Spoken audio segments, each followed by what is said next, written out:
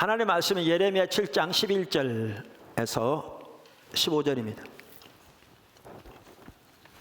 내 이름으로 일컬음을 받는 이 집이 너희 눈에는 도둑의 소굴로 보이느냐? 보라, 나 곧 내가 그것을 보았느니라. 여호와의 말씀이니라. 너희는 내가 처음으로 내 이름을 둔 처소 실로에 가서 내 백성 이스라엘의 악에 대하여 내가 어떻게 행하였는지를 보라. 여호와의 말씀이니라. 이제 너희가 그 모든 일을 행하였으며 내가 너희에게 말하되 새벽부터 부지런히 말하여도 듣지 아니하였고 너희를 불러도 대답하지 아니하였느니라. 그러므로 내가 실로 행함같이 너희가 신뢰하는 바 내 이름으로 일컬음을 받는 이 집 곧 너희와 너희 조상들에게 준 이곳 행하겠고 내가 너희 모든 형제 에브라임 온 자손을 쫓아낸 것 같이 내 앞에서 너희를 쫓아내리라 하셨다 할지니라. 아멘. 우리가 주일 낮 시간을 통해서 예배에 대해서 시리즈를 살펴보고 있습니다. 이번 기회를 통해서 우리의 예배가 더 한 단계 자라나야 할 필요가 보이고 또 그러한 계기가 되었으면 합니다. 근데 예배에 대해서 시리즈를 살펴보고 있는데 코로나19 사태로 해서 이런 일이 일어나면서 가정에서 예배 드리는 것을 뭐하라는 그런 게 아니라 우리 예배의 자세에 대해서 지난 주일만 하더라도 강력하게 지적하시는 부분들이 있었습니다. 그 기도 중에도. 그래서 우리가 그런 부분을 나누고 있습니다. 그러면서 이제 그동안 참된 예배를 열망하신 하나님의 열망, 또 신앙의 본질과 예배와 삶이라는 부분들을 살펴보았고, 이제 그러면서 이제 살펴보기 시작한 게 쉽게 말하면 타락한 예배입니다. 타락한 예배. 지금 그러니까 성경에 보면 예배가 타락했던 시대가 많이 기록되어 있습니다. 네, 놀라운 사실은 본인들은 자신들의 예배가 타락했다는 사실을 전혀 몰랐죠. 네, 그게 문제죠. 그래서 왜 몰랐는가 그러면, 네, 그러면서 우리가 하나님을 떠나면, 그러니까 성경적인 관점에서 하나님을 떠난다는 말은 하나님과 친밀한 교제에서 떠나는 걸 말하죠. 신앙의 본질에서. 왜냐하면 신앙의 본질에 떠나면 우리의 삶은 반드시 하나님의 법을 버리게 돼 있으니까요. 그래서 이렇게 신앙의 본질에 떠나면 이제 우리에게 여러 가지 열매들이 나타나는데, 이제 그 중에 이제 예배와 관련한 몇 가지만 나열하면, 하나는 영적인 분별력이 어두워진다. 이제 그래서 예배가 타락했는데도 모른다. 이제 이런 부분도 살펴보았고, 또 하나 열매는 삶이 하나님 중심적인 삶에서 자기 중심적인 삶으로 전락한다. 이런 부분을 살펴보았습니다. 그래서 우리의 신앙은 처음부터 끝까지 철저하게 하나님 중심적인 삶이고, 그리고 하나님 중심적인 삶에만 하나님의 살아있는 실제적인 역사인 하나님의 생명이 넘치는데, 이제 신앙이 타락하면 자기 중심적인 삶으로 전락하는 거죠. 우리가 지난주에 살펴본 대로 자기 중심적인 삶이 타락의 본질이다 라는 걸 살펴보았습니다. 자, 그러면서 이제 또 하나 열매가 뭐냐 하면, 이렇게 우리 신앙이 타락하면 신앙과 예배에 대한 이해가 왜곡된다라는 거죠. 저는 그것을 거짓 신앙체계라고 부르는데, 거짓 신앙체계가 전면에 나선다. 그래서 예배가 타락해도 모르게 된다라는 것이죠. 자, 그래서 오늘부터는 이 거짓 신앙체계 예배를 좀 살펴보기 원하는데요. 거짓 신앙체계 예배. 오늘은 그 첫 번째 시간으로 율법주의에 대해 살펴보기를 원합니다. 그러니까 거짓 신앙체계란 말은 신앙에 대한 왜곡된 이해를 말합니다. 신앙에 대한 잘못된 이해. 그러니까 성경에 거짓 신앙체계라는 용어는 없습니다. 아무리 뒤져봐도. 그러나 성경에 보면 신앙에 대한 왜곡된 이해가 시대마다 타락한 시대에 다 나타나는 걸 볼 수 있습니다. 동일한 성격의 이해가 나타납니다. 자, 거짓 신앙 체계는요, 그러니까 자기중심적인 삶에 토대한 신앙입니다. 그러니까 지난주에 자기중심적인 삶이 타락의 본질이다라고 말씀드렸는데, 자기중심적인 삶은 크게 세 가지 특징이 있거든요. 그러니까 자기 자원으로 자기 목적을 위해 자기 방법으로 사는 겁니다. 그러니까 종교적인 의식은 아무리 많을지 몰라도 삶이 자기 자원으로 자기 목적을 위해 자기 방법대로 살면 이건 전적으로 타락한 사람입니다. 그리고 이 예배는 하나님이 전혀 안 받으신 타락한 예배입니다. 여기 자기 자원이라는 말은 세상과 밀접하게 연결되니까 세상의 자원으로 세상의 목적을 위해 세상의 방법으로 사는 것을 말하는 거죠. 이게 타락한 삶인데 이 자기중심적인 삶에 토대한 게 뭐냐면 거짓신앙체계입니다.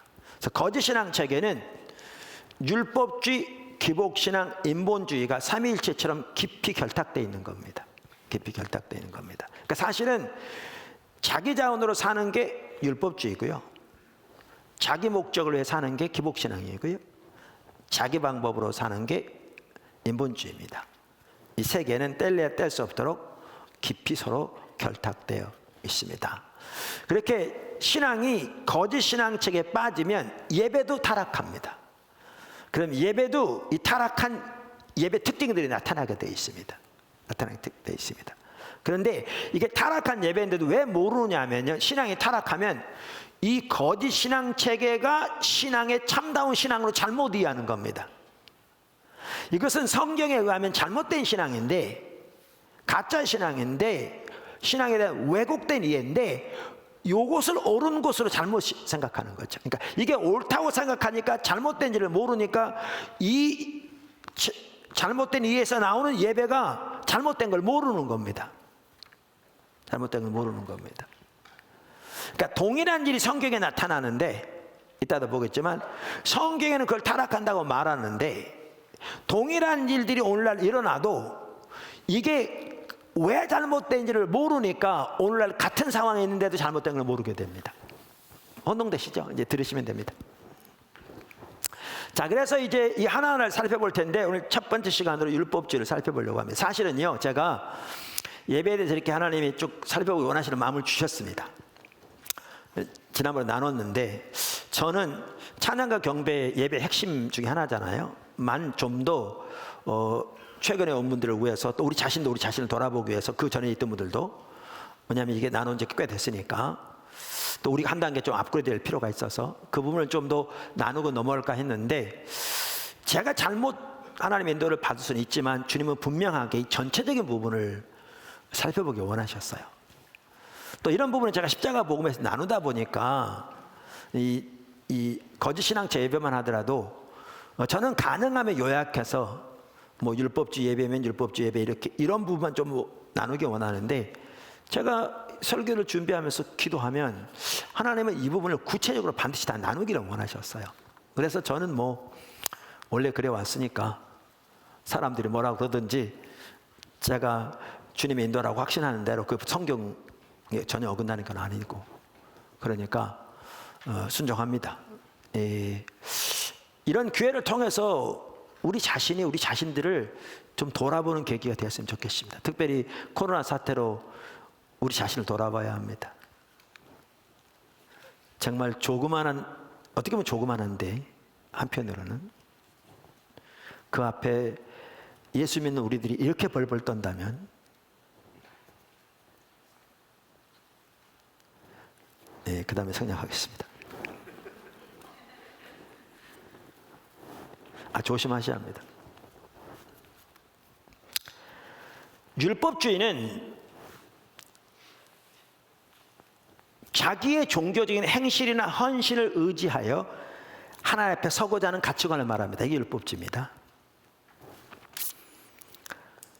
그래서 성경적인 용어를 말하면 행함으로 말미암는 의를 의지하는 게 율법주의입니다. 그런데 율법주의는 생각보다 다양합니다. 생각보다 다양합니다. 다양한 형태를 가지고 있고요, 다양한 형태로 나타날 수 있습니다. 그래서 그러한 부분을 좀 더 살펴보기 원합니다. 자, 첫째, 율법주의는 먼저 가치관입니다. 그러니까 율법주의에 대해 살펴볼 내용들이 많은데, 저는 제가 쓴 예배 회복 책을 중심으로 지금 살펴보고 있습니다. 그래서 여러분들이 그 책을 미리 보시면 주일 설교 드리는데 훨씬 도움이 되실 줄로 믿습니다. 율법주의는 가치관입니다. 아멘. 그러니까 율법주의는 우리가 하는 어떤 행동에 있는 것이 아니라 그 행동을 하는 그 배후에 있는 가치관에 있습니다. 그러니까 A라는 사람이 동일한 행동을 하고 B라는 사람이 그와 똑같은 행동을 하는데도 불구하고 A라는 사람은 그 행동이 성경적인 매우 옳은 참다운 신앙의 행동일 수 있는 반면에 B라는 사람은 똑같은 행동을 하는데도 철저하게 타락한 율법주의에서 나오는 행동일 수 있습니다. 이와 같이 율법주의는 행동 그 자체에 있기보다는 행동을 하는 배후에 있는 가치관에 있습니다. 이걸 먼저 기억하셔야 합니다. 자, 성경적인 예를 들면 이해하기 쉽습니다. 이에 대해서 잘 보여주는 성경이 갈라디아서 2장 1절에서 2장 11절에서 16절입니다. 갈라디아서 2장 11절에서 16절. 제가 시간을 아끼기 위해서 설명을 하겠습니다. 쭉 읽기보다. 한 구절만 읽죠. 16절. 사람이 의롭게 되는 것은 율법의 행위로 말미암음이 아니요 오직 예수 그리스도를 믿음으로 말미암는 줄 알므로 우리도 그리스도 예수를 믿나니 이는 우리가 율법의 행위로서가 아니고 그리스도를 믿음으로써 의롭다함을 얻으려 함이라. 율법의 행위로서는 의롭다함을 얻을 육체가 없느니라. 우리가 잘 아는 구절입니다. 믿음으로 말미암은 의에 대해서 매우 잘 말하고 있는 구절입니다. 근데 이 말씀을 누가 했느냐? 사도 바울이 했죠. 누구에게 했느냐? 사도 베드로에게 했습니다. 여기 11절부터 보시면 합니다. 그러면 바울은 이방인을 위한 사도였고 베드로는 유대인을 위한 사도니까 서로 신앙을 맞춰보기 위해서 했느냐? 아닙니다. 여기 성경에 보시면요, 바울이 많은 성도들 앞에서 베드로를 대면하여 꾸짖으면서 하는 얘기입니다. 꾸짖으면서. 그 11절에 이렇게 말하죠. 게바가 안디옥에 이르렀을 때에 책망받을 일이 있기로 내가 그를 대면하여 책망하였노라. 꾸짖으면서 그에게 뭐라고 그러냐면 왜 외식하느냐? 13절 14절 왜 복음의 진리를 따라 행치 않느냐? 14절 그러면서 하는 말이 오늘 이 읽었던 그 말씀입니다. 그러니까 이 말은 사도 베드로가 행함으로 말미암아 의롭게 되는 것처럼 행동했다 그 말입니다.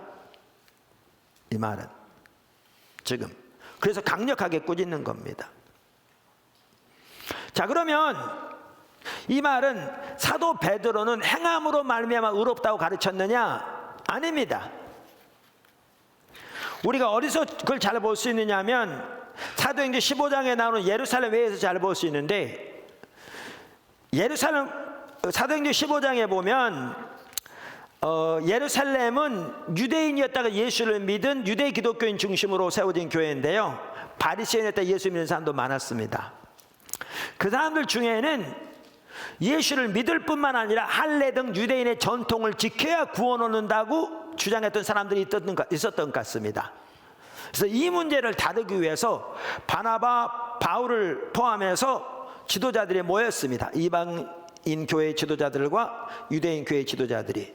그래서 많은 변론이 있은 후에 올바로 결론을 내리는데 누가 가장 먼저 강하게 어필했느냐 하면 베드로가 어필했습니다. 하나님이 자기를 이방인인 고넬료의 집에 보내신 사건을 언급하면서 내용은 이런 겁니다. 내가 가서 할례를 그들에게 전하지 않았다. 그들에게 유대인의 전통을 지키도록 말하지 않았다. 내가 그들을 할례 주지 않았다. 나는 그들에게 예수 그리스도를 전했고 그들이 믿음으로 반응했을 때 저들의 마음을 보신 하나님께서 오순절날 우리에게 성령을 부어주신 것처럼 저들에게도 성령을 부어주셔서 믿으면 충분하고 은혜로 구원받은 것을 명백하게 보여주셨는데 왜 우리와 우리 조상도 매지 못할 멍에를 저들에게 지려하느냐라고 말한 겁니다. 그러니까 믿으면 충분하다. 할례가 필요하지 않다. 유대인의 전통이 필요하지 않은 것이 아니다. 이렇게 한 사람이죠. 그러니까 다시 말하면 누구보다 믿음으로 말미암아 의롭게 된다는 진리를 강력하게 전한 사람이 누구냐? 베드로입니다. 누구보다. 그런데 지금 바울이 다른 말도 아니고 이 말을 가지고 베드로를 사람들 앞에 책망하는 겁니다. 그럼 왜 그랬게요? 왜 그랬게요? 아까 읽었던 그 갈라디아 2장 11절 이하에 보면 베드로가 거기에서 이방인과 함께 먹고 있었다 이렇게 되어 있습니다. 그러니까 이 안디옥 교회는요, 이방인이었다 예수를 믿은 이방 기독교인 중심으로 세워진 교회입니다. 그러니까 그들과 식사하고 있었습니다. 그러니까 이들을 이방이라고 지금 표현하고 있죠. 식사하고 있었습니다. 그런데 어떤 일이 있었냐면 예루살렘에서 사람들이 온 겁니다. 그러니까 예루살렘 교회는 아까도 말씀드린 대로 유대 기독교인 중심으로 세워진 교회입니다. 그 중에는 바리새인이었던 사람도 많았습니다. 그래서 그들 중에 일부는 아까 말한 대로 그렇게 강력하게 주장했던 사람들도 있었습니다. 그래서 그들이 갈라디아 교회에 가서 문제도 일으켰던 걸 볼 수 있습니다. 이 갈라디아 2장에 보면 그랬습니다. 자, 그러니까 그런데 그들이 가지고 있던 유대인의 전통 중에 하나는 뭐였냐면, 이방인들과 함께 한 식탁에서 식사를 하면 그것이 자기들을 부정하게 만든다는 것입니다. 왜냐하면 이방인들은 유대인의 정결법을 따라서 음식을 준비하지 않기 때문에.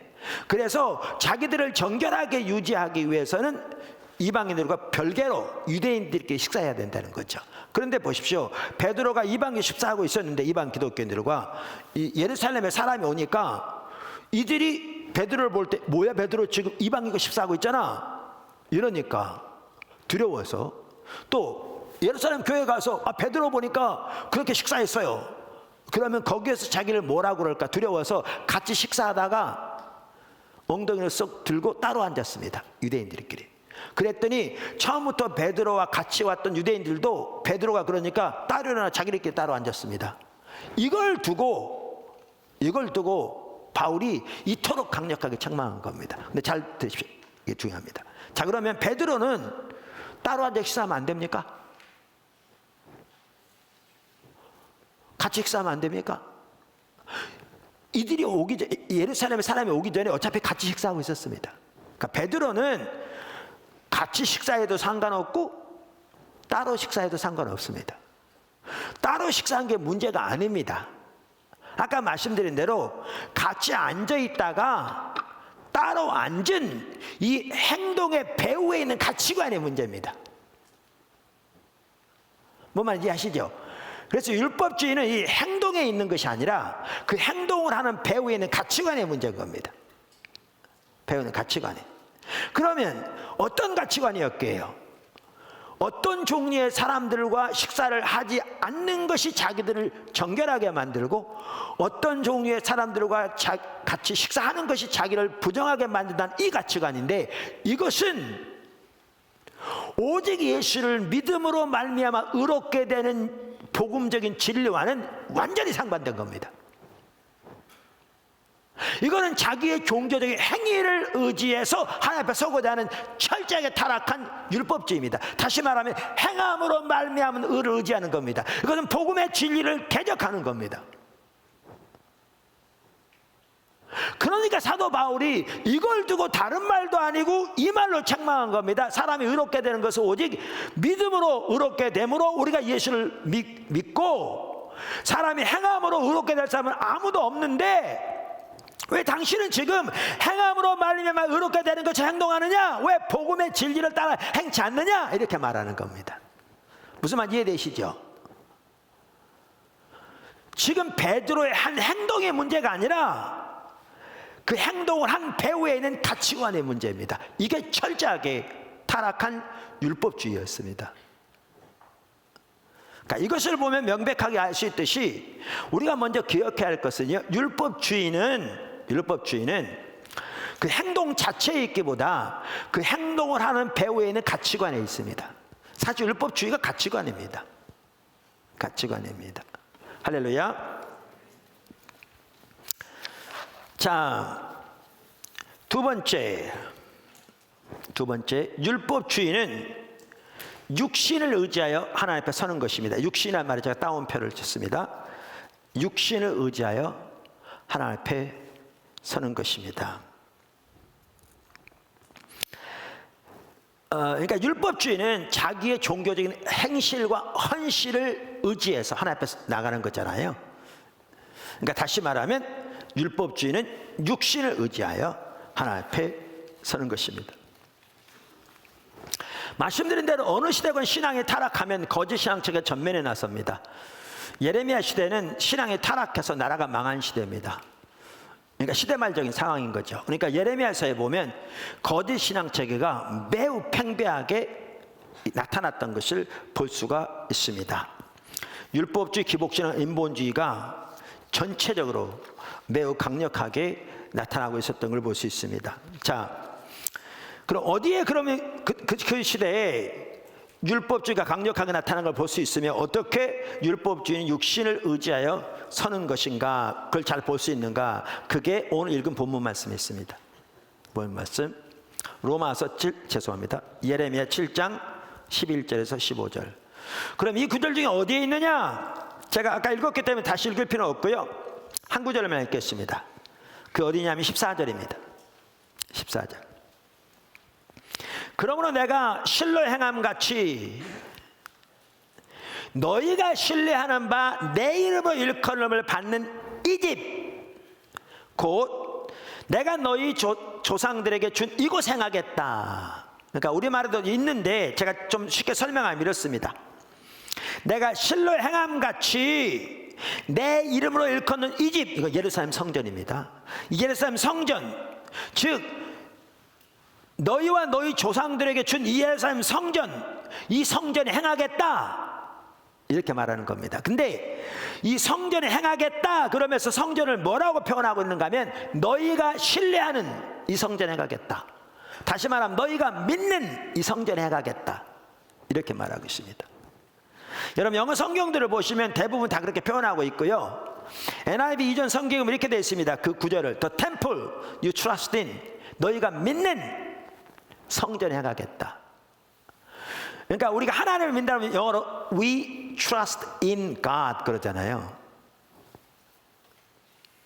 근데 그들은 They trusted in the temple 이렇게 되어 있는 거예요. 우리는 하나님을 믿는데 그들은 성전을 믿었다고요. 이게 율법주의입니다. 성전을 믿었어요. 성경이 명백하게 써 있어요. 그렇게 말하고 있어요. 자, 근데 이제 이게 문제입니다. 우선 우리는 이 구절을 보면 이렇게 생각할 수 있습니다. 야, 타락한 인간들 하나님을 믿어야지 어떻게 성전을 믿냐. 그러니까 심판이 오지.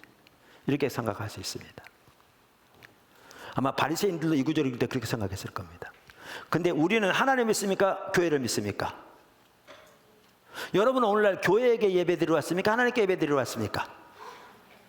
여러분은 하나님을 믿습니까? 교회를 믿습니까? 하나님 믿잖아요. 그러니까 우리는 저들과 다르다고 생각합니다. 근데 조금이라도 생각해 보십시오. 그들이 자기들이 하나님을 안 믿고 성전을 믿었다고 생각했을까요? 그들은 안식일 날 성대한 예배를, 제사를 드리러 왔는데 그들은 하나님께 제사를 드리러 온 것이 아니라 성전에게 제사를 드리러 왔다고 생각했을까요? 그렇게 정신 나간 사람들이 어디 있겠습니까? 제가 한 번은 십자가 복음학교를 하다가 여러분은 주일날 교회에 올 때 하나님께 예배 드리러 옵니까? 교회에게 예배 드리러 옵니까? 그랬더니 한 분이 쓸데없는 소리 하고 있어 그러더라고요. 쓸데없는 소리죠. 그 말 같은 소리를 해야지. 주일날 교회 나오면서 하나님께 예배 드리러 오지 교회에게 예배 드리는 사람이 누가 있습니까? 그러니까 우리는 다 그렇게 생각하니까 이들과는 다르다고 생각하다고요. 근데 그럼 그들은 자기들이 성전을 믿는다고 생각했겠냐 그 말이에요. 그들은 안식일에 성대한 제사를 드릴 때 그들은 하나님께 드리는 것이 아니라 성전에게 드린다고 생각했겠냐 그 말이에요. 저는 그들이 전혀 그렇게 안 했을 거라고 생각하죠. 왜? 정신병자 아닌 이상이야 누가 그렇게 생각하겠습니까? 자, 그런데 하나님은 지금 뭐라고 계시냐는 거죠. 하나님은 그들이 하나님을 믿는다고요? 성전을 믿는다고요? 성전을 믿는다고요. 말씀드렸잖아요. 우리가 영어로 하나님 믿는다 그러면 We trust in God 이런다니까요. 근데 여기에 보면 뭐라고 되어 있냐? They trusted in the temple 이렇게 돼요. 하나님 자리에 성전이 들어가 있는 거죠. 그럼 도대체 이게 뭔 말이냐? 그러니까 제가 한 말이 이 말이에요. 나중에 보면 예수님 당시 종교 지도자들은 나중에 보시면 알지만 예레미야 시대와 정확하게 똑같은 상태에 있었습니다. 정확하게. 그러니까 이 구절에서 하나님이 말씀하신 바가 무슨 뜻인지를 그들이 알았더라면 자기들의 상태를 보았을 겁니다. 근데 그들은 영적인 눈이 어두워져서 하나님이 이렇게 말씀하셨을 때 이 의미가 무슨 말인지를 전혀 몰랐기 때문에 이 모습이 자기 모습인 것은 전혀 깨닫지 못했습니다. 그리고 그들은 어떻게 생각했느냐? 성경에 이렇게 써 있으니까 자기 조상들은 하나님을 안 믿고 성전을 믿었으니까 그렇게 타락했으니까 심판이 오는 건 너무나 당연하지만 자기들은 당연히 하나님 믿으니까 저들과 다르다고 생각한 거죠. 똑같은 상태에 있는데 왜? 이 말이 뭔 말인지를 모르니까. 영적인 분별력이 어두워지니까. 이게 문제인 거죠. 이게 문제인 거죠. 이건 오늘날도 마찬가지입니다. 그러면 이 말이 뭔 말이냐는 거죠. 그럼 이 말이 무슨 말인지를 알려면 여기에 보면 하나님 뭐라고 하셨냐면 내가 실로 행함 같이 그랬어요. 근데 이 실로에 행했던 일을 보면 이 말이 이해가 돼요. 그럼 여기에 실로 행함 같이 말은 무슨 말이에요? 엘리 시대를 말하는 겁니다. 사무엘상 2장부터 나오는데 엘리 시대에 신앙이 타락해서 하나님께서 그들을 심판하셔서 나중에 그들이 이제 언약궤 메고 나가잖아요. 이따도 보겠지만 언약궤 메고 나갔는데 언약궤 빼앗기고 3만 명 이상 죽고 그 다음에 그 당시 실로에 성막에서는 성막 불타고 그때부터 이스라엘 백성들이 블레셋의 지배를 받게 되잖아요. 이 사건을 두고 말하는 겁니다. 지금 이 사건을 두고. 그럼 거기를 가보면 압니다. 그럼 이 말이 뭔 말인지. 그럼 그때가 어떤 시대였는데 우리가 이번 시리즈를 살펴보면서도 살펴봤습니다. 그때는 제사장부터 시작해서 전체 이스라엘 백성들이 신앙의 본질에 떠나 있었습니다. 나름대로 종교적인 의식들이 있었습니다. 근데 신앙의 본질은 하나님을 알고 그분을 존재를 다해 사랑하는 것인데, 즉 하나님께 친밀한 교제인데, 그리고 하나님의 행하시는 보고 하나님의 목적을 깨닫고 우리의 온 사람을 동참하는 것인데 이 신앙의 본질에 떠나 있었습니다. 그래서 성경은 뭐라고 말하고 있는가 하면 사무엘상 2장 12절에 엘리 아들들은 행실이 나빠 여호와를 알지 못하더라. 하나님을 몰랐다는 말은 하나님에 관한 신학적인 교육을 안 받았다는 얘기가 아니라 하나님과 인격적인 관계에서 그분의 성품과 의중을 친밀하게 아는 것을 말하는 건데, 그러한 진정한 의미에서 하나님과의 친밀한 교제에서 떠났다 그 말입니다. 그럼 왜 하나님과 친밀한 교제에 떠나는 걸 두고 성경은 하나님을 버리는 거라고 말하느냐? 하나님과의 친밀한 교제, 신앙의 본질에 떠나면 삶은 반드시 하나님의 법을 버리게 돼 있다고요. 그러니까 그 당시 엘리 아들들만 하더라도 어떤 일이 있었느냐? 제가 읽어보겠습니다. 바로 다음 절. 그 제사장들이 백성에게 행하는 관습은 이러하니 곧 어떤 사람이 제사를 드리고 그 고기를 삶을 때에 제사장의 사환이 손에 새 살 갈고리를 가지고 와서 그것으로 냄비나 솥에나 큰 솥에나 가마에 찔러 넣어 갈고리에 걸려 나오는 것은 제사장이 자기 것으로 가지되 실로에서 그곳에 온 모든 이스라엘 사람에게 이같이 할 뿐 아니라 기름을 태우기 전에도 제사장의 사환이 와서 제사 드리는 사람에게 이르기를 제사장에게 구워 드릴 고기를 내라. 그가 내게 삶은 고기를 원하지 아니하고 날 것을 원하신다 하다가 그 사람이 이르기를 반드시 먼저 기름을 태운 후에 내 마음에 원하는 대로 가져라 하면 그가 말하기를 아니라 지금 내게 내라. 그렇지 아니하면 내가 억지로 빼앗으리라 하였으니 이 소년들의 죄가 여호와 앞에 심히 크면 그들이 여호와의 제사를 멸시하였습니다. 화제에 남은 부분은 제사장의 목심에도 불구하고 하나님께 드리는 예배를 짓밟아서 자기들의 뱃속 채우는데 급급했고요. 이제 엘리가 자녀들을 꾸짖는 걸 보면 그 성막에서 그 시종들은 여자 사제들과 음란한 행위를 했던 것을 볼 수 있습니다. 보십시오. 제사장이건 누구건 일반 백성이건 하나님과 친밀한 교제에 떠나면 삶은 반드시 하나님의 법을 버리게 되어 있습니다. 바리새인들 그토록 종교적인 의식은 뛰어났지만, 성경적인 지식은 뛰어났지만 하나님과 친밀한 교제에 떠나니까 삶은 철저하게 하나님의 법을 버렸습니다. 행동은.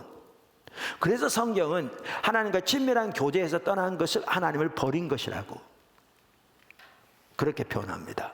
성경적인 관점에서. 사실 이런 관점에서 오늘날 우리들의 모습, 한국교회의 모습을 보면 심각합니다. 너무너무 심각합니다. 근데 우리는 그 시대와 너무 비슷하게 여전히 종교적인 의식 나름대로 몇 가지 하고 있기 때문에 우리가 잘못됐다는 사실을 전혀 모릅니다. 전혀 모릅니다. 일단 나왔지만, 자, 이처럼 하나님을 아는 참된 지식에 떠나니까 삶은 하나님을 버린 거죠. 그러니까 하나님은 그 시대를 두고 하나님을 버린 시대라고 말하는 겁니다. 그게 2장 30절에 나오죠. 하나님께서 선지자를 엘리에게 보낸, 그래서 심판을 보내실 것을 말씀하신 내용 중에 나오는 내용인데 이렇게 말하죠. 그러므로 이스라엘 하나님 나 여호와가 말하노라. 내가 전에 내 집과 내 조상의 집이 내 앞에 영원히 행하리 하였으나 이제 나 여호와가 말하노니 결단코 그렇게 하지 아니하리라. 나를 존중히 여기는 자를 내가 존중히 여기고 나를 멸시하는 자를 내가 경멸하리라. 이사야서 1장 4절에서 이미 본 것처럼 하나님을 존중히 여긴다는 말은 하나님과 함께 한단 말이고, 하나님을 멸시한다는 말은 하나님 버린다는 말이라고요. 그러니까 여기에 보면 엘리와 아들들, 그 당시 이스라엘 백성들이 하나님을 멸시했다 그랬잖아요. 이걸 다른 말로 하면 하나님 버렸다는 말이에요. 그러니까 신앙의 본질에 떠나니까 그게 하나님 버린 거죠. 여기 보시면. 자, 이렇게 되니까 이제 4장 1절에 보면 전쟁이 일어납니다. 그 당시에 우리가 여러 번 보았습니다. 그러니까 이스라엘과 블레셋 사람들 사이에 전쟁이 일어납니다. 여기 1장 중반부터 보면 이렇게 말합니다. 이스라엘 나가서 블레셋 사람들과 싸우려고 에벤에서 곁에 진치고 블레셋 사람들은 아벡에 진쳤더니 서로 싸우는데 누가 이겼느냐? 블레셋 사람들이 이겼습니다. 이스라엘 사람들이 4,000명이나 죽었습니다. 자, 보세요. 놀라운 사실은요, 신명기 20장 1절부터 보면 전쟁에 나갈 때 하나님이 어떻게 하시겠다고 약속이 나와 있습니다. 이스라엘 백성들에게. 제가 읽어보겠습니다. 내가 나가서 적군과 싸우려 할 때에 말과 병거와 백성이 너보다 많음을 볼지라도 그들을 두려워하지 말라. 애굽 땅에서 너를 인도하여 내신 내 하나님 여호와께서 너와 함께 하시느니라. 너희가 싸울 곳에 가까이 가면 제사장은 백성에게 나아가서 구하여 그들에게 말하 이르기를 이스라엘아 들으라. 너희가 오늘 너희의 대적과 싸우려고 나왔으니 마음에 겁내지 말며 두려워하지 말며 떨지 말며 그들로 말미암아 놀라지 말라. 너희 하나님 여호와는 너희와 함께 행하시며 너희를 위하여 너희 적군과 싸우시고 구원하실 것이라 할 것이며. 이분이 누굽니까? 만군의 여호와 하나님 아닙니까? 이렇게 약속하셨죠. 근데 진 겁니다. 그 당시 전쟁은 신들의 전쟁으로 인식되는 시대인데 이방 신을 섬기는 블레셋 백성에게 천지를 창조하신 만군의 여호와 하나님을 믿는 이스라엘이 진 겁니다. 4,000명 죽은 겁니다. 제가 세월호에 대해서 판단하려고 그런 게 아니고요. 자, 세월호 때 너무나 많은 학생들이 정말 희생됐습니다. 미리 대피만 시켰더라도 그 젊은 아이들 살았을 텐데 얼마나 마음 아픈 일입니까 지금까지도. 근데 그게 온 나라에 얼마나 많은 상처를 줬습니까? 근데 그 당시에 여기는 4,000명이 죽었어요. 그것도 인구도 우리나라처럼 많지도 않은 그 시대에 그 작은 나라에서 이게 어마어마한 피해였겠죠. 상상이 가시죠? 비교해 보면 이해가 안 된 겁니다. 이해가. 그랬더니 이렇게 나오죠. 그 다음 절에 여기 보면 성경에 사무엘상 4장 3절에 백성이 진영으로 돌아오매 이스라엘 장로들이 이르되 여호와께서 어찌하여 오늘 우리에게 블레셋 사람들을 패하게 하셨는가. 보십시오. 왜 졌는지를 모릅니다. 그리고 그 책임을 누구에게 전가하고 있습니까? 하나님께 전가하고 있습니다. 이게 무서운 거죠. 이게 왜 무서웠냐면요, 하나님의 관점에서 우리 여러 번 살펴봤어요. 하나님의 관점이 지는 게 당연했습니다. 왜냐하면 이들이 하나님 버렸다고 성경에 써 있잖아요. 아까 그럼 성경 여러 군데 보면 우리가 하나님 버리면 하나님들을 버리신다고 나와 있어요. 이 말은 신약이나 구약이나 하나님이 우리를 호적에서 뺀다, 구원을 잃는다는 말이 아니라 하나님이 더 이상 우리와 함께하지 않는다 그 말이에요. 이 말은 성경적으로 볼 때. 자, 그러면 이들이 하나님 버렸기 때문에 하나님이 그들과 함께하지 않은 거죠. 그분이 여호와 니시고 그분이 천지를 창조하신 능력의 하나님인데 그분이 함께하지 않으니까, 심지어 이스라엘 백성들의 경우에는 하나님의 백성 하나님을 떠나면 하나님이 오히려 원수의 편이 되셨어요. 그들을 들어 이스라엘 쳤어요. 성경이 보면 이들을 심판하기 위해서. 이들이 하나님과 동행할 때 하나님이 그들과 함께 하셔서 원수를 멸하시고, 성경에 나온 모든 약속은 하나님의 백성들이 신앙의 본질 가운데 하나님과 동행할 때 성취된다고요. 자, 그러면 하나님의 관점에서 이들이 지는 게 당연했어요. 그런데 이들은 자기들이 왜 졌는지를 몰라요. 왜 모르느냐? 이미 살펴본 대로 그들 중에 아무도 자기들이 하나님 버렸다는 사실을 모르고 있는 거죠. 왜? 여전히 종교적 의식하고 있으니까. 조금 나옵니다만은 신앙에 대한 이해가 달라져 있어서 종교적 의식이 몇 가지 하면 그게 신앙생활 잘한 거라고 생각하고 있으니까 모르는 거죠. 자, 이런 상황에서 더 심각한 게 뭐냐면 왜 졌는지를 모르니까 무엇이 해결책인지를 모르는 거죠. 무엇이 해결책인지를 모르는 거죠. 그래서 이렇게 성경에 써 있습니다. 아까 사무엘상 다시 읽어보겠습니다. 백성이 진영으로 돌아오매 이스라엘 장로들이 이르되 여호와께서 어찌하여 우리에게 오늘 블레셋 사람들을 패하게 하셨는고, 이해를 못하는 거죠. 그 다음에 여호와의 언약궤를 실로에서 가져다가 우리 중에 있게 하여 그것으로 우리를 우리 원수들의 손에서 구원하게 하자 하니. 그러니까 그들이 왜 졌는지를 모르니까 어떤 꾀를 내었냐면 언약궤를 가져다가 언약궤를 가지고 나가면 이길 거라 그 말인 거죠. 그래서 언약궤를 가져왔고요. 언약궤를 가져오니까 이겼다 싶어서 얼마나 큰 함성을 질렀든지 성경에 보면요, 땅이, 우리말 성경에 개정 한글에는 울린지라 그랬는데요, 영어 NIV 성경에는 땅이 슉 흔들렸다 돼요. 슉. 지진 난 것처럼. 그러니까 진짜 지진 난 건 아니죠. 우리가 정말 큰 소리로 외치면 많은 사람이 땅이 울린다 그러잖아요. 그런 일이 일어난 겁니다. 근데 왜 그랬을까요? 이겼다고 생각해서 그런 거죠. 그럼 왜 이겼다고 생각했을까요? 여러분, 이걸 보면요, 우리가 뭘 할 수 있냐면 그들이 이스라엘의 역사를 알았던 게 분명해요. 몰랐더라면 이렇게 하지 않았을 거예요. 그럼 어떤 역사? 자, 보세요. 여호수아 시대에 흘러넘치는 요단강 물을 제사장들이 언약궤를 메고 흘러넘치는 강을 밟았더니 강이 선 거죠.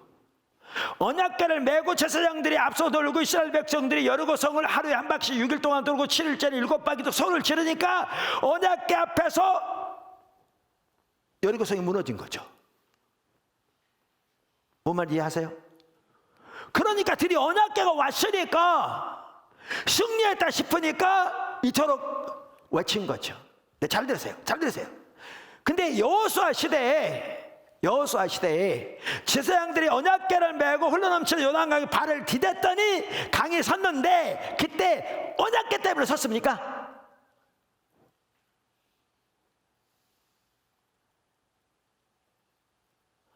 언약궤 때문에 섰냐고요, 그 강이? 아니죠. 여호수아를 비롯해서 이스라엘 백성들이 하나님을 알고 존재를 다해 살아가기를 추구하고 앞서가신 하나님을 보고 전적인 순종과 온전한 믿음을 통해 순종하는 과정에서 흘러넘치는 강을 그렇게 가는 것은 너무나 무모한 일인데 하나님께서 언약궤를 메고 제사장들을 앞세워 발을 디디라고 명령하니까 인간의 생각에는 전혀 맞지 않지만 하나님 명령에 순종해서 믿음으로 순종했더니 하나님이 가르신 거잖아요. 할렐루야. 여리고성을 돌 때에도 그렇게 돌았더니 언약궤 때문에 무너진 거냐고요. 아니죠. 역시 그렇게 하는 것이 너무나 무모한 일 같지만 하나님을 그렇게 따라 순종하는 가운데 하나님께서 명령하시니까 하나님 명령에 믿음으로 순종해서 나아갔더니 하나님이 무너뜨린 거잖아요. 잘 보셔야 돼요. 아까 이 율법주의는 행동에 있는 게 아니라 배후에 있는 가치관에 있다고 그랬어요. 자, 그러면 여호수아 시대에도 제사장들이 언약궤를 메고 갔어요. 엘리 시대에도 제사장들이 언약궤를 메고 갔어요. 행동은 같았어. 행동은 같은 행동이었다니까요. 문제는 행동을 하는 가치관이 완전히 다른 거죠. 이해하세요? 행동은 같았어. 근데 그러면 엘리 시대는 뭐 어땠느냐? 우선 아까 살펴본 것처럼 엘리 시대는 엘리부터 하나님을 알고 존재를 살아가며 앞서가신 하나님을 보고 온 삶으로 순종하는 전적인 순종과 온전한 신뢰 믿음을 통해서 순종하는 삶을 전혀 살고 있지 않았어요. 여기서 완전히 떠나 있었어요. 완전히 떠나니까 사역은 자기 목적은 수단이 되어지고 자기 배 채우기 위한 수단이 되어지고 삶은 철저하게 하나님의 길을 버리고 이렇게 하나님을 버린 상태였어요. 여기서 떠나 있었어요. 그러니까 하나님의 살아있는 생명 역사를 거치니까 이제 어떻게 했어요? 언약궤만 메고 나가면 이길 줄 아는 거죠.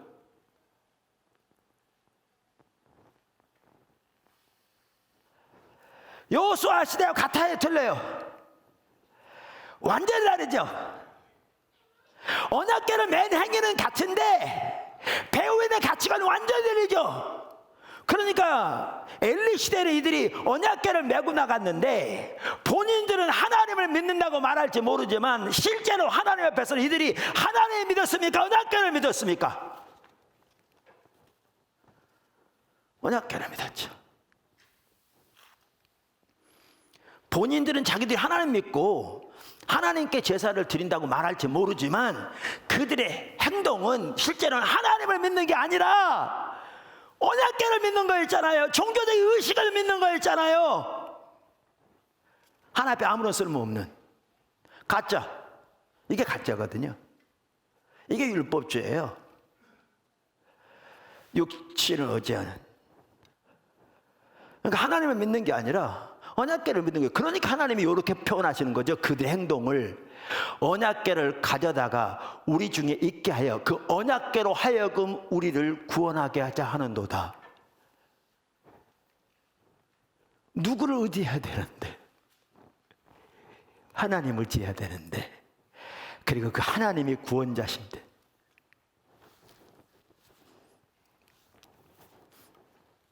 그 하나님이 구원자신데 이들의 행동은 지금 하나님을 믿는 게 아니라 뭘 믿고 있는 거예요?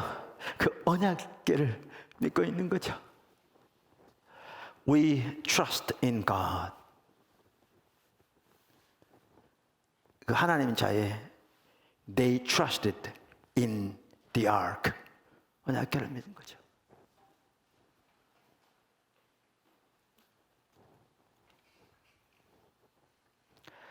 그들의 행동이, 그들의 삶이, 그러니까 하나님이 그것을 이렇게 표현한 거라니까요. 그 언약궤로 하여금 우리를 구원하게 하자 하는도다. 근데 언약궤가 구원합니까? 못 구원합니까? 못 구원합니다. 언약궤는 구원자가 아닙니다. 아니에요, 전혀. 그래서 결과가 어떻게 될게요?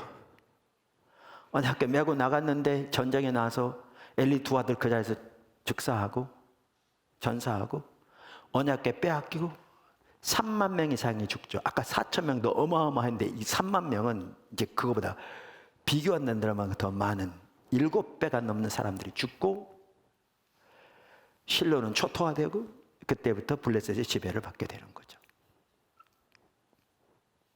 이게 가짜 신앙입니다.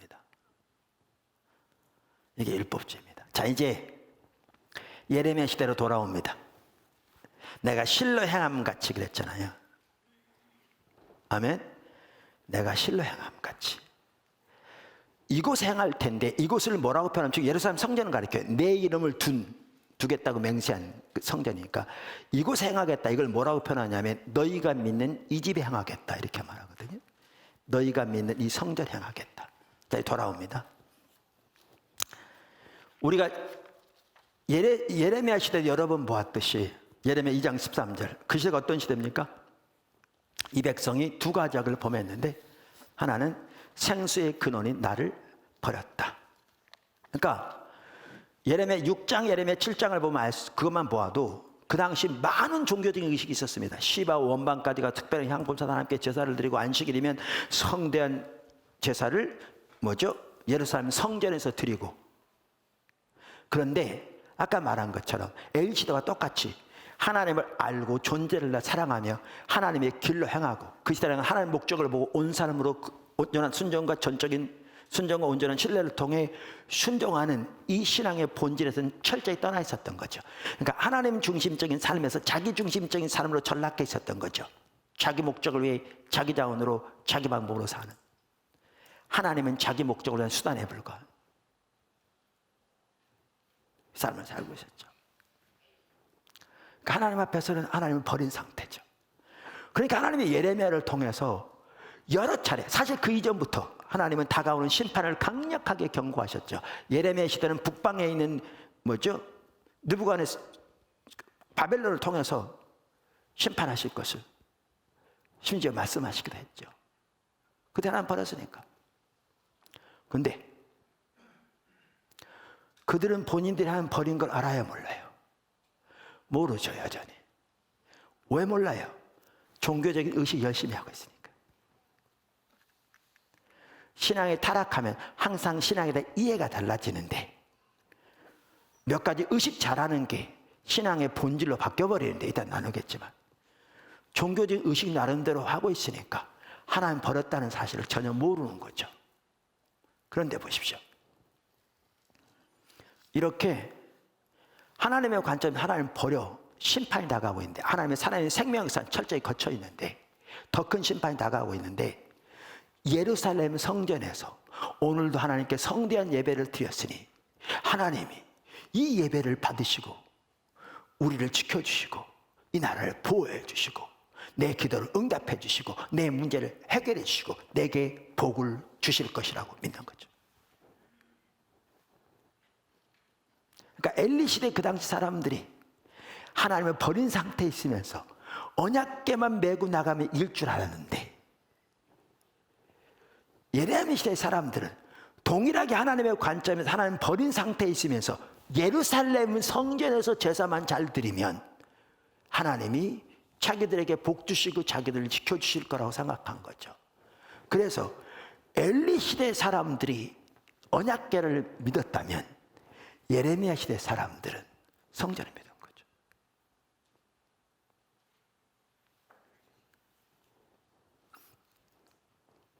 똑같은 일을 하고 있는 거죠. 근데 이게 문제라니까요. 아까 저는 이렇게 생각합니다. 여러분 다르게 생각하시면 좋아요. 저 이렇게 생각합니다. 하나님이 예레미야서에 뭐라고 하냐면, 내가 실로의 행함같이 이곳 행하겠다, 너희가 믿는 이 집 행하겠다 이랬는데, 실로의 행함같이 이렇게 말씀하셨다는 얘기는 저는 이렇게 받아들입니다. 그 당시 예레미야 시대 사람들은 실로에서 무슨 일이 있었던 것을 알고 있었던 게 분명합니다. 왜냐하면 이걸 몰랐다면 이들에게 임한 의미가 없는 거죠. 전혀 모르는 얘기인데. 이들에게는. 그러니까 알고 있었다고 저는 생각합니다. 그럼 이렇습니다. 그럼 그들이 만약 알고 있었다면 지금 보시면 뭐가 있냐면, 이 실로에 있었던 일이나 이들이나 정확하게 똑같은 상태에 있습니다. 영적으로 하나님을 버린 상태고, 버린 상태에서 하나님을 알고 존재를 사랑하는, 그래서 하나님의 길로 행하며 하나님의 목적을 보고 온 사람으로 동참하는 삶을 사는 것이 신앙의 본질인데, 그리로 돌아온 것이 하나님께 돌아오는 건데, 그게 해결책인데, 하나님 버렸다는 사실도 인식하지 못하니까 돌아갈 생각도 하지 못할 뿐만 돌아간다는 말이 무슨 뜻인지 모르는, 그러면서 종교적인 의식만 하면 될 것처럼, 모양은 그때는 언약궤였고 지금은 성전 예배라면 겉으로 나타나는 모양은 틀릴지 모르지만 가치관은 정확하게 똑같은 겁니다. 둘이. 뭔 얘기 보이세요? 똑같은 겁니다. 그러면 이 예레미야 사람들이 실로에서 일어났던 일이 이게 무슨 말이었던 걸 알았더라면 이게 자기들의 문제인 걸 보았을 텐데, 뭔 얘기 하세요? 이게 자기들의 문제라는 걸 깨닫고 하나님께 돌이킬 수 있었을 텐데, 이들은 실로 때 잘못된 거 잘 알죠. 성경에 써있거나 그 당시에는 그 하나님의 말씀으로 인정되고 있었기 때문에. 그 시대는 사람들이 타락해서 언약궤를 믿었기 때문에 하나님의 심판이 왔다고. 아니, 하나님으로 우리를 구원하게 하자 그래야지 어떻게 언약궤로 하여금 우리를 구원하게 하자 그렇게 말하냐. 그렇게 타락하니까 심판을 당했지 이렇게 말했을지 몰라도 그들은 똑같은 일을 하면서도 모르는 거죠. 이게 눈이 멀어지면 그렇습니다. 이뿐만이 아닙니다. 자, 보실래요? 자, 예수님 시대 바리새인들, 예수님께서 마가복음 그 11장에 보면요,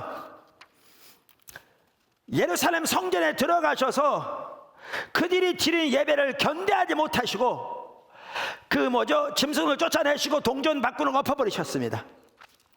그러면 17절에 이렇게 말씀하십니다. 이에 가르쳐 이르시되 기록된 바 내 집은 만민이 기도하는 집이라 칭함을 받으리라고 하지 아니하였느냐. 너희는 강도의 소굴로 만들었도다. 하나님의 성전을 강도의 소굴로 만들었도다 그랬어요. 근데 그구들이 어디 나온 줄 아십니까? 여러분 아까 본문 말씀 보셨습니까? 예레미야 7장 11절에 뭐라고 되어 있냐면, 내 이름으로 일컬음을 받는 이 집이 너희 눈에는 도둑의 소굴로 보이느냐, 이렇게 말함으로써 예레미야 시대나 바리새인들이 그들의 예배에 대해서 정확하게 똑같은 상태에 있었던 걸 볼 수 있습니다. 그래요, 안 그래요?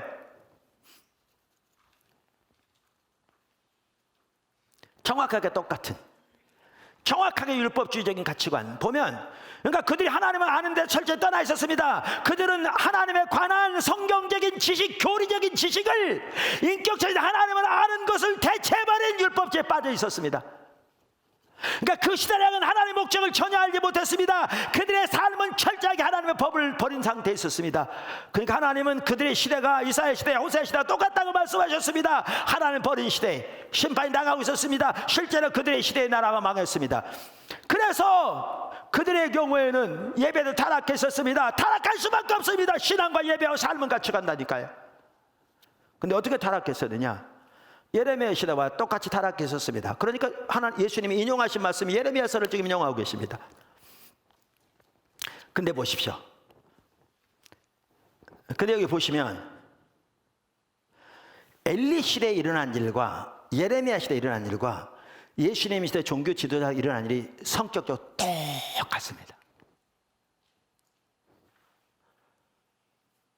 근데 바리새인들은 엘리 시대가 잘못된 건 압니다. 성경이 써 있으니까. 그 당시에 성경이 다 기록되어 있으니까. 예레미야 시대가 잘못된 것도 압니다. 그들이 성전을 의지했구만. 아니, 하나님을 믿어야죠. 성전을 믿냐 이랬겠죠. 근데 그들이 정확하게 똑같은 일을 하면서도 이게 작업이 모습인 것을 전혀 몰랐습니다. 그러니까 돌이킬 수가 없었습니다. 왜? 눈이 멀었기 때문에. 하나님이 말씀하신 의미를 전혀 몰랐기 때문에요. 여러분, 오늘날 주일날 교회 오면서요, 나는 하나님 안 믿고 나는 교회 믿습니다, 그런 사람이 있을까 말까 해요. 있어도요, 그 사람은 진짜 신앙이 뭔지도 모르는 누구 소개로 교회 왔더니 밥이 맛있고 사람이 잘해주니까 그래도 교회 갔다 마음이 편해. 근데 나는 하나님 뭔지 몰라. 나는 그저 교회가 좋아. 그런 사람 외에는 그렇게 말 안 할 겁니다.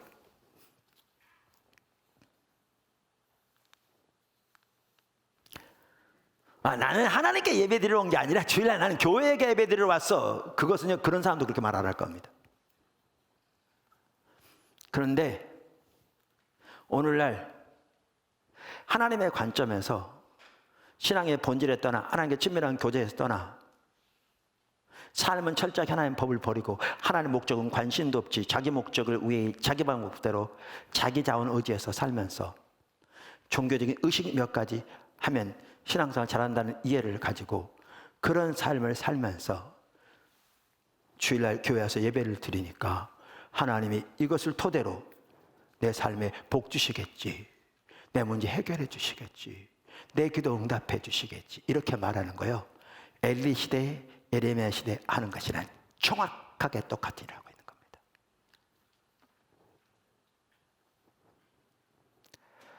하나님께 아무런 쓸모없는 가짜. 근데 그렇게 보면 오늘날 너무너무 심각합니다. 근데 왜 성경을 읽으면서도 그게 내 모습인 걸 전혀 모르는가? 눈이 가렸기 때문에 모르는 겁니다. 여러분, 종교적인 의식으로 따지면요, 바리새인들은 우리보다 훨씬 뛰어났습니다. 그들은 규정들로 따지면 613가지로 성경에 나온 율법들을 요약해서 하부 규정까지 따지면 2000가지에 대한 규정들을 다 외우고 다 행했습니다. 오늘날은 기껏 해봐야 몇 가지, 뭐 성수주의 11조, 뭐 그거 잘하면 신앙생활 잘한다고 생각해요. 그리고 그거 잘하면 복 줄 거라고 생각하는. 그리고 그거 잘하면 하나님의 기도 응답해주고 문제 해결해주고.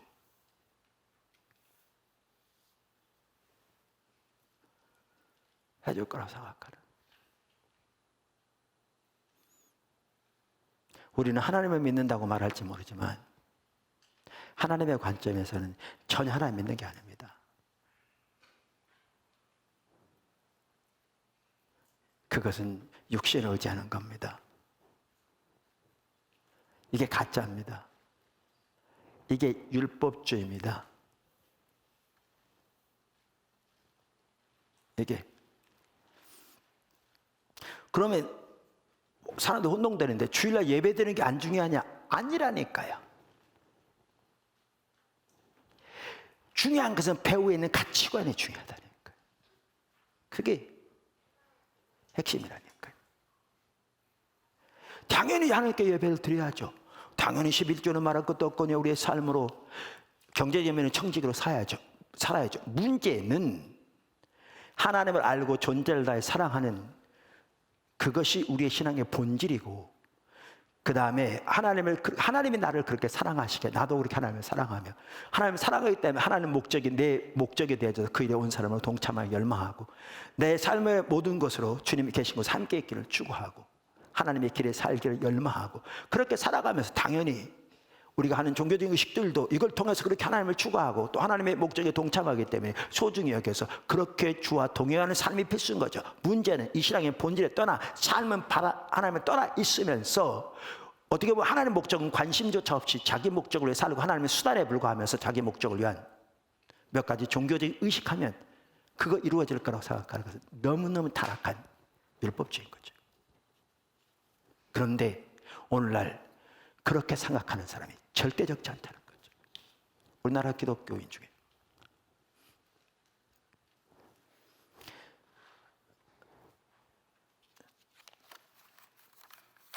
이와 같이 율법주의는 육신을 의지하는 겁니다. 아멘. 그런데 이 육신이 될 만한 게 많아요. 많은 것들이 육신이 될 수 있어요. 그 대표적인 한 가지가 뭐냐면 의식들입니다. 의식들.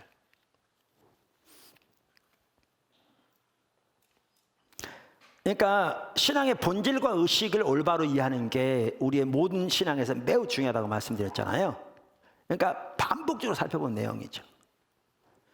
우리 신앙의 본질은 무엇보다 하나님과 친밀한 교제고 하나님의 행하심을 온 사람으로 동참하는 삶입니다. 그 신앙의 본질은 하나님 중심적인 삶과 정확하게 같이 가죠. 그게 성경이 말하는 신앙입니다. 신학적인 관점에서 말하자면 철저하게 말씀의 토대에서 오직 은혜, 오직 믿음, 오직 십자가, 오직 성령의 삶을 통해 하나님을 그렇게 알고 사랑하기를 추구하며 하나님의 행하심을 보고 온 사람을 동참하며 삶을 살기를 추구하는 삶이 우리 신앙의 핵심이요 본질입니다. 이 삶을 살 때 너무나 놀라운 하나님의 살아있는 생명의 실제적인 역사가 우리 삶 속에 함께합니다. 진정으로 행복하고 진정으로 정말 주님과 동행하는 삶이 우리에게 축복이고 은혜죠. 그런데 이렇게 신앙의 본질 가운데 행할 때 하나님의 생명이 넘치는데 신앙의 본질에 떠난 것이 하나님 버린 거라고요. 오늘도 여러분 말씀드렸습니다. 왜냐하면 신앙의 본질에 떠나면 우리의 삶은 반드시 하나님의 법을 버리게 돼 있기 때문에 그렇습니다. 자, 그래서 신앙의 본질에서 떠나 있으면서 하나님께 드리는 종교적인 의식 아무런 의미가 없는 거죠. 하나님은 우리의 돈을 원하는 게 아닙니다. 우리의 봉사를 원하는 게 아니고 근본적으로 우리 자신을 원하십니다. 우리 위해 그분이 그분의 아들을 주셨고 우리가 그분을 존재를 다 사랑하기 원하시고 그분이 먼저 우리를 그렇게 사랑하시기 때문에 그 사랑의 교제 가운데서 주님과 동행하는 삶을 살기 원하시는 거죠.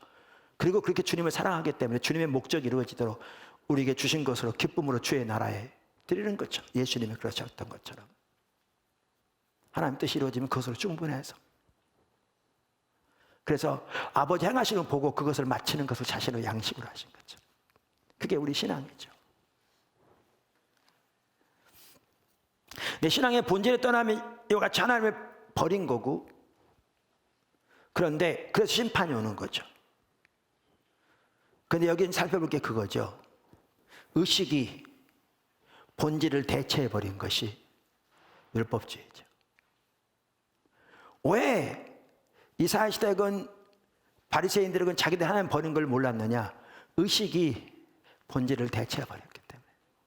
무슨 말이냐면 우리 신앙은 이렇게 하나님과 친밀한 교제고 그 교제를 위해 의식은 중요한데 의식은 수단인데 그래서 의식이 아무리 많아도 하나님과 친밀한 교제에 떠나 삶은 철저하게 하나님 버리는 상태에 있으면 하나님 버린 건데 오히려 심판이 많은 건데 이렇게 하나님 떠나면 영적인 눈이 가로해져서 신앙에 대한 이해가 달라지는데 달라진 대표적인 게 하나 뭐냐면 종교적인 의식 잘하는 것이 신앙생활 잘하는 걸로 전락해버린 거죠.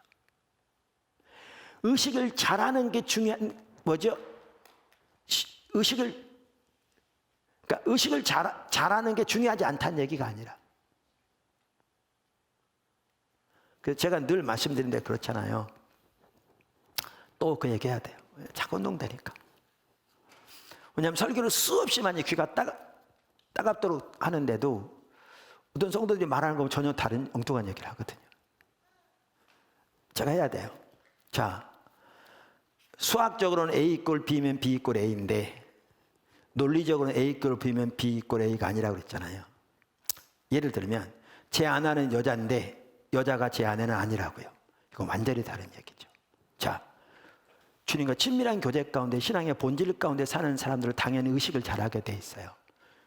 근데 의식 잘하는 게 신앙생활 잘하는 건 아니에요. 바리새인들은 의식은 누구보다 뛰어났지만 철저하게 하나님 버린 상태에 있었어요. 그런데 하나님 버린 것을 몰랐어요. 왜 몰랐느냐? 신앙에 대한 이해가 달라져서 의식 잘하는 그 자체가 신앙생활 잘하는 걸로 바뀌어버렸기 때문에 의식이 본질을 대체해버린 그걸 다른 말로 하면 의식을 의지하여 하나님 앞에서는 율법주의. 그러니까 엘리 시대건 예레미야 시대건 바리새인들이건 말라키 시대건 이사야 시대건 그들이 하나님 버렸으면서도 몰랐던 이유가 나름대로 종교적인 의식들을 하고 있었기 때문에요. 그리고 그들은 의식 잘하는 그 자체가 신앙생활 잘하는 걸로 왜곡된 이해를 가지고 있었기 때문에 율법주의. 근데 너무나 심각하게 오늘날 이러한 왜곡된 이해가 한국교회 가운데 너무너무 팽배한 거죠.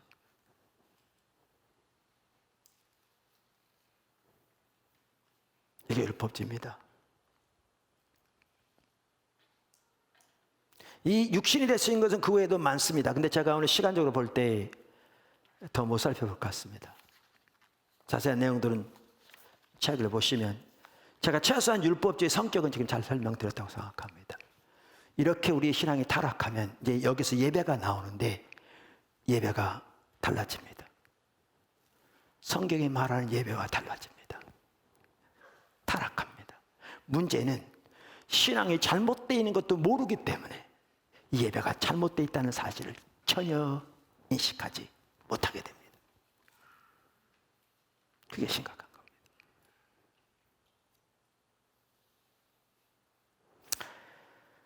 하나님께서 우리에게 자비를 베푸셔서 이번 기회를 통해서 우리 자신의 신앙을 다시 한번 돌아볼 수 있기를 바랍니다. 그리고 정말 하나님이 기뻐하신 자리로 나아가고 우리의 삶이, 우리의 신앙이, 그리고 우리의 예배가, 그래서 우리의 예배도 우리의 삶도 하나님 앞에 더 세워지고, 그러니까 광고 시간 나눈 것처럼 주님 앞에 더 가까이 나아가며 이렇게 주님 찾는 것이 하나의 이번 기회를 통해서 습관이 되어지고 오히려 큰 유익이 되어지는 그 주님 앞에 한 단계 더 가까이 나아가는 저와 여러분이 되기를 주님으로 축원합니다. 기도하겠습니다.